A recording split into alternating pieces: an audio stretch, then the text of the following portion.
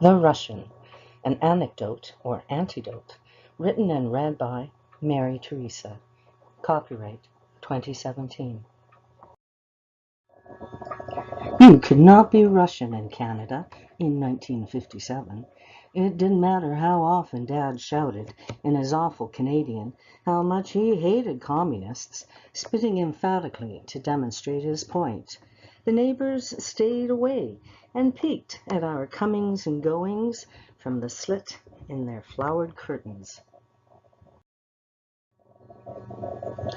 I would sit in class and listen every day as the teacher mentioned some tidbit about the Cold War.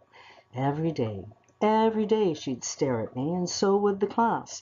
My knuckles hurt at the end of the day, every day, from the fights that did not get broken up, and from the wooden ruler the teacher found ample opportunity to use. We moved a year later into a place no Swedes had ever gone. I spent the summer learning Swedish geography, history, and language, and counted on never meeting a Swede. Dad paid a hefty fee for a set of new documents. I know, I was there. The immigration agent smirked and said, "Welcome to Canada." Dad removed 3 letters from our Russian name, rearranged the rest, and just like that, we were Swedes. I learned much about Sweden, for I was often told to give a presentation about my homeland. Because I was only 9 and still learning Canadian, the first couple of times the gaping holes in my knowledge of the home I'd left a mere 2 years before were widely accredited to my tender age and uncertain grasp of the language. The year before, when I was Russian, my knuckles ached for the very same gaps. Now the gaps were charming. Here the teachers were great. When I asked for books on Sweden, so I could never forget my homeland, they indulged me.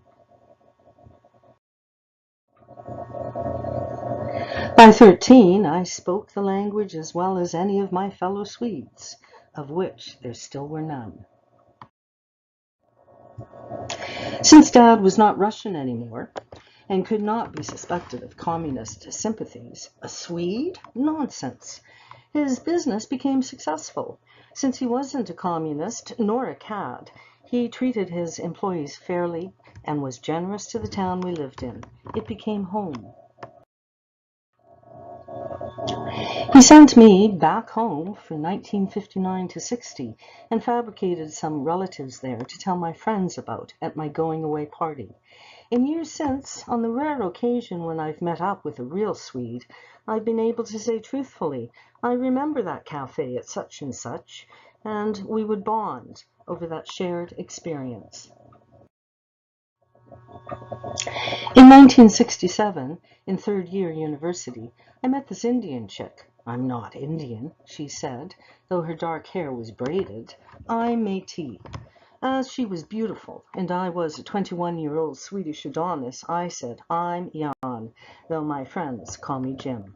This was untrue, but I often found myself pretending to be someone other than me. She told me what Métis was. 5 years later, the day before we were to be married, I told her of my muddled heritage. But it was 1972 and détente was the catchphrase of the day. The Russians were buying obscene tons of prairie grain. We were playing hockey with them, and they were sending us their ballet companies. As only a few defected, all remained good and well. "I don't know who I am," I concluded. It seemed important back then to have a pedigree. My wife-to-be laughed and said, "We'll take each other's names and make our muddled pasts as one.